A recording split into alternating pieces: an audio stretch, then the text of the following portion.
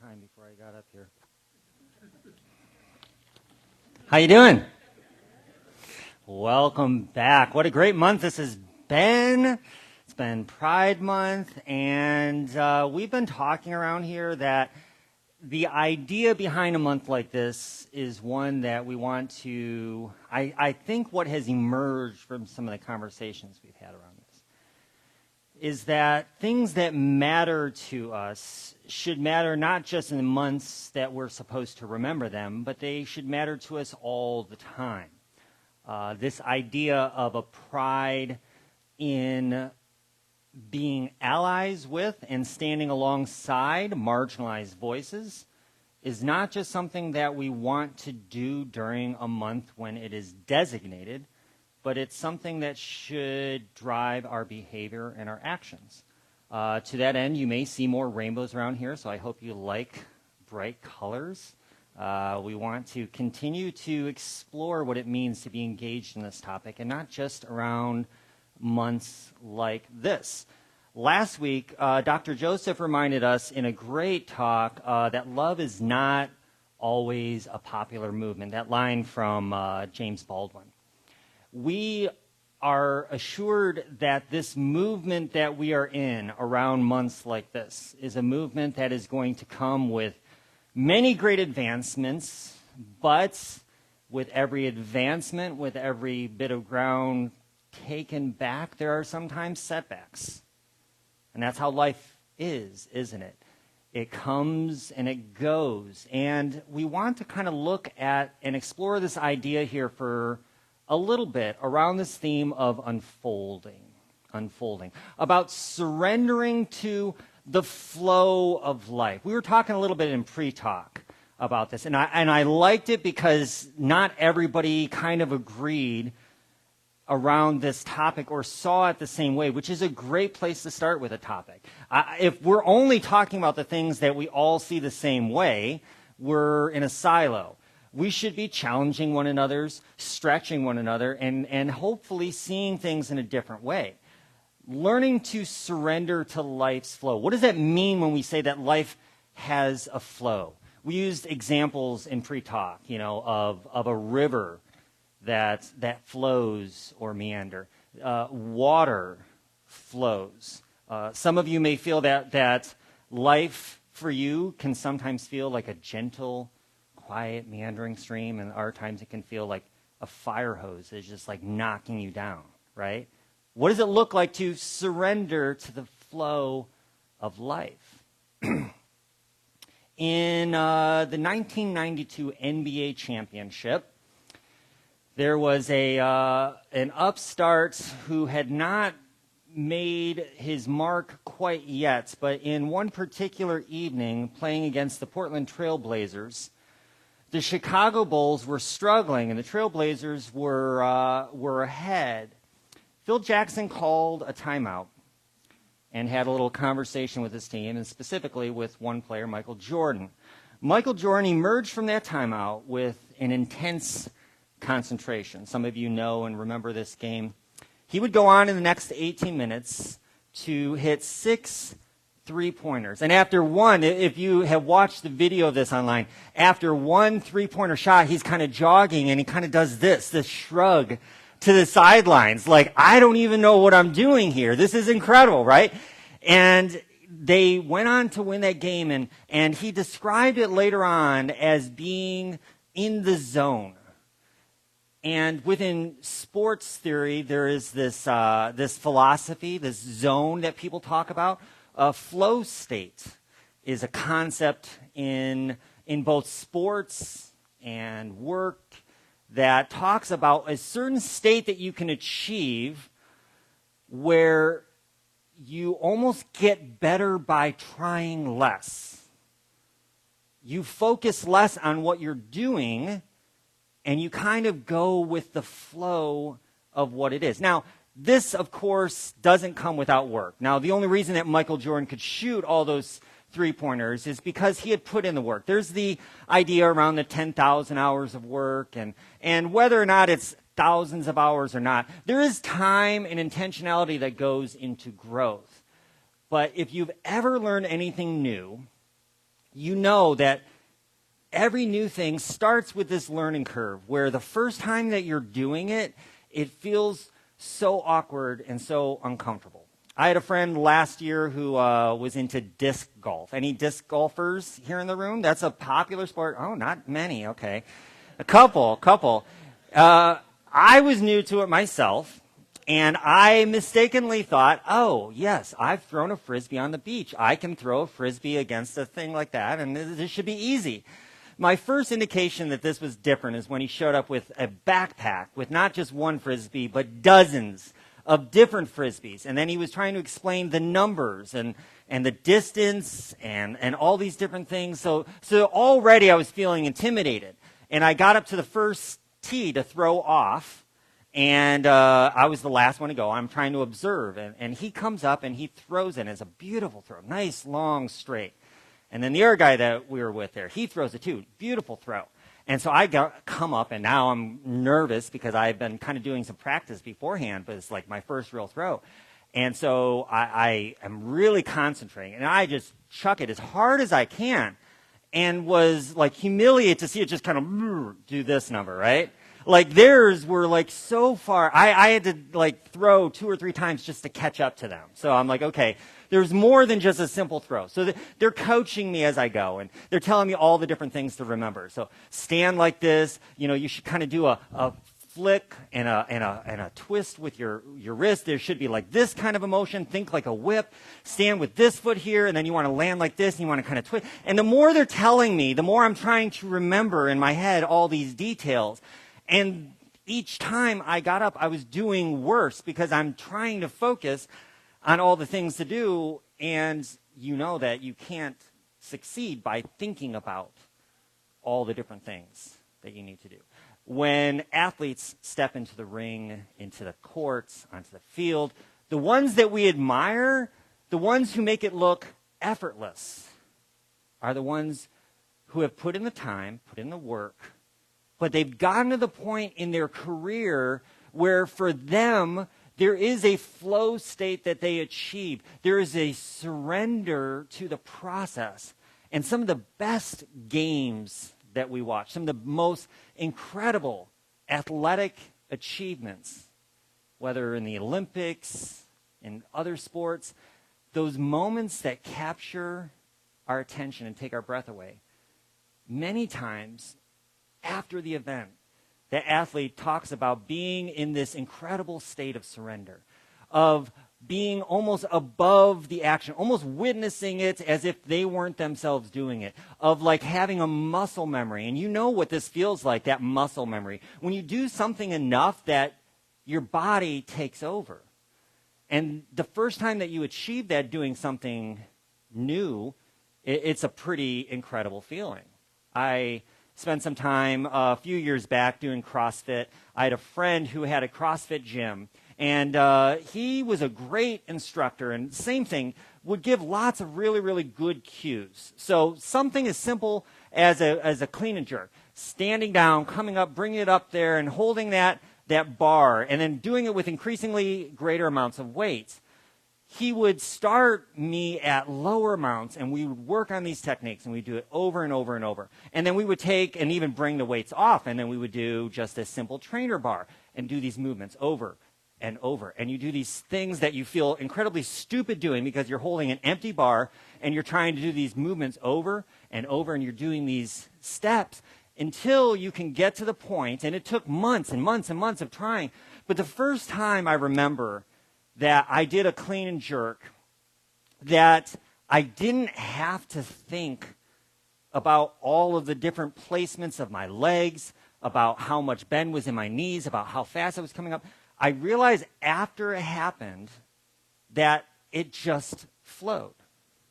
It just happened, seemingly of its own intent.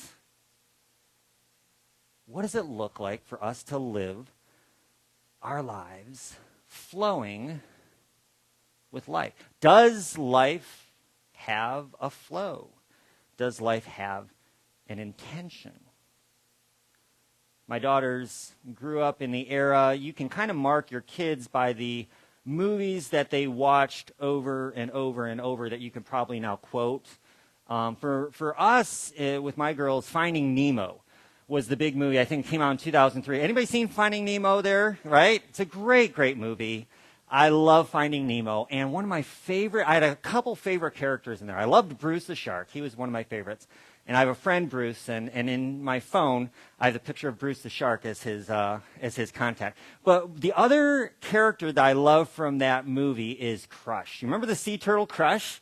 The little Australian surfer guy, and when they wake up from this encounter with the jellies, Crush is there, and he's trying to tell them that you just need to go with the flow, dude.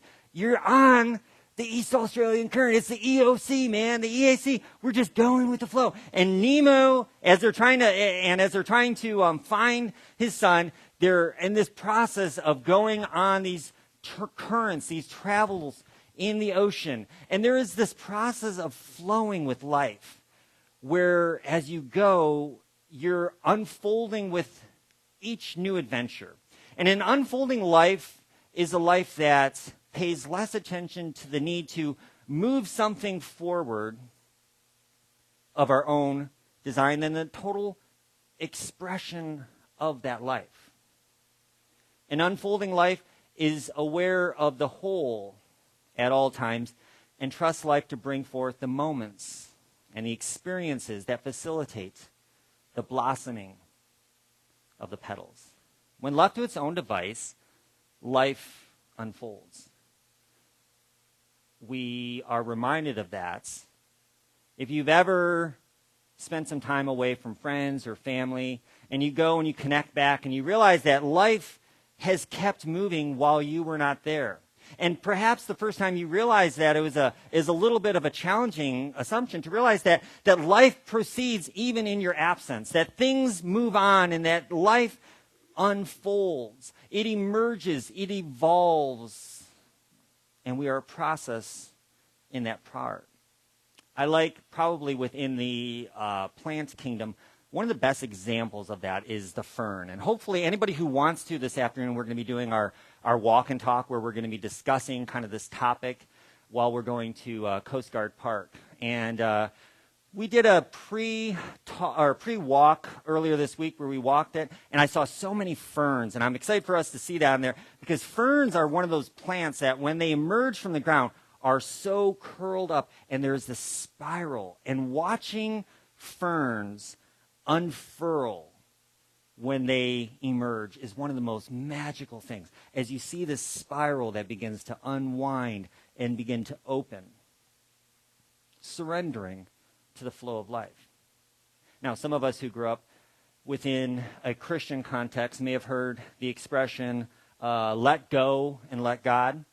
There is this idea within the Christian mindset that surrender is a passive process in which we trust the Creator God who has a plan for our lives, and we trust the unfolding of that plan.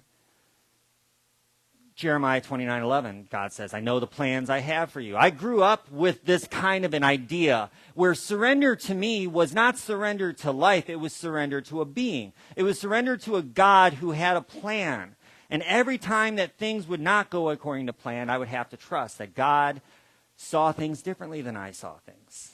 One of the verses that has been used so many times in so many different ways out of context is that verse that is, the heavens are higher than the earth.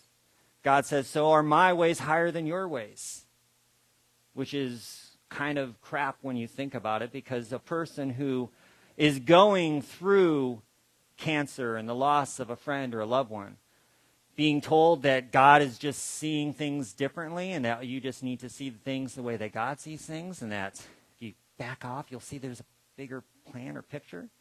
Well, no. Sometimes life is full of difficulties. As a matter of fact, life is full of difficulties. It is the only thing that we are assured of, but we get to choose how we respond to the unfolding of life. So what does surrender look like? It's the difference between thinking about every note you're going to play and then just playing. It's the effortless ease with which an artist like Molly and her husband can can play so beautifully without having to think through the chords and the notes and every detail. The artistry that emerges from a surrendered life is beautiful to watch. It's Michael Jordan effortlessly shooting three-pointer after three-pointer because he's in the zone. He is in the flow state. We're going to be taking in these coming months and unpacking some of these ideas around our values. We're a values-driven community here. And so part of my process here in becoming a new teacher is to add my take and my input on some of these values and to work them into upcoming talks. So this morning, if you saw when you came in there, we had one of the values on the screen, and I'm going to read it to you. This is our value called well-being. We believe and promote, and on the website it says this, and I love this wording. It says that our community at C3 evolves and grows by, and then proceeds to list the ways that happens. We recognize that as a community, a 150-year-old former church that has evolved and growed and changed, that it is constantly becoming something different than it was. And yet it's the same. Well-being means that we promote the wholeness and the wellness of mind, body, and spirit, recognizing our self-responsibility, our interrelatedness, and our interdependence. This idea of participating with the flow of life, even as we are a part of it ourselves. An unfolding life is open, it's spacious, and it's highly self-aware. It's not simply just a passive acceptance of life as it is and throwing our hands up as if there is no control, but it's a recognition that life is emerging, evolving, unfolding. And we can fight it, we can resist it, or we can lean into it. We can go with the flow of life, not in a passive way of surrendering all control. But sometimes surrendering to the flow of life can be one of the most courageous, most difficult things that you can do. To surrender and give up our control, and to recognize that there are things happening outside of our control. I first read a book back in 2022, and it was a powerful book. It was impactful to me. The book is referenced in your bulletin, and the quote is one we're going to read from this morning by Michael Singer. Some of you may have read his book, Untethered Soul, which is a great book. His book, The Surrender Experiment, is kind of part memoir, and it tells the story of a simple experiment that he undertook in life. And his story is quite fascinating.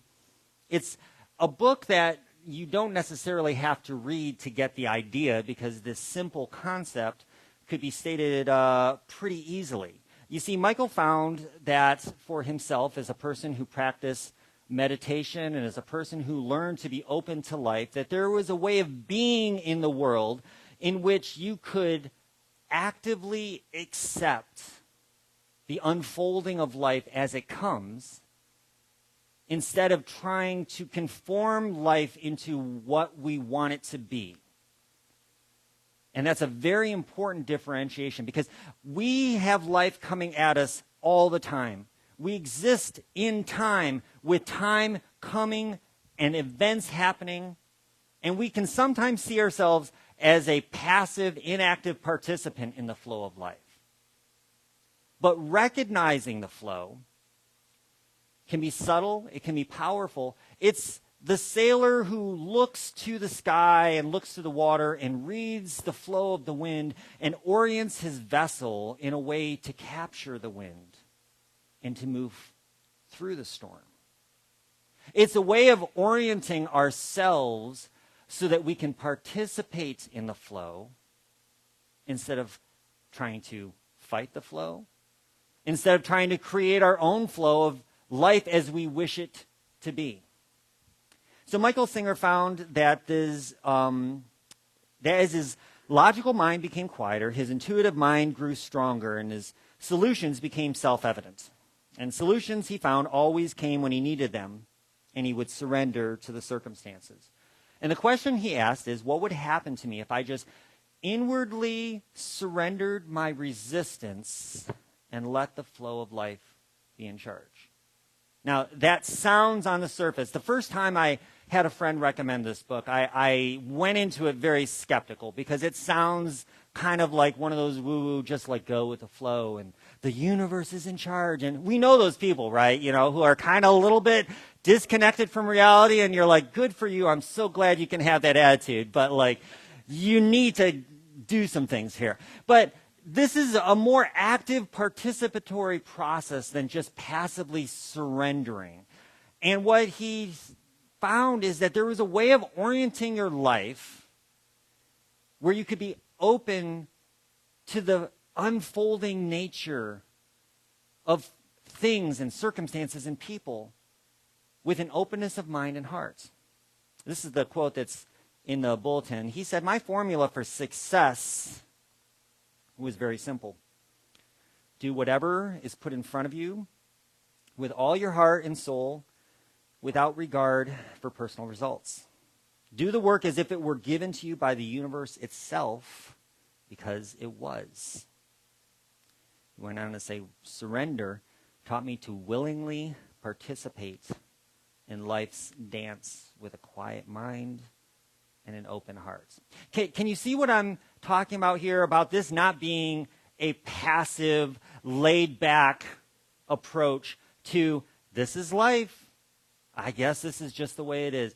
This fatalistic surrender as opposed to an active participation in life.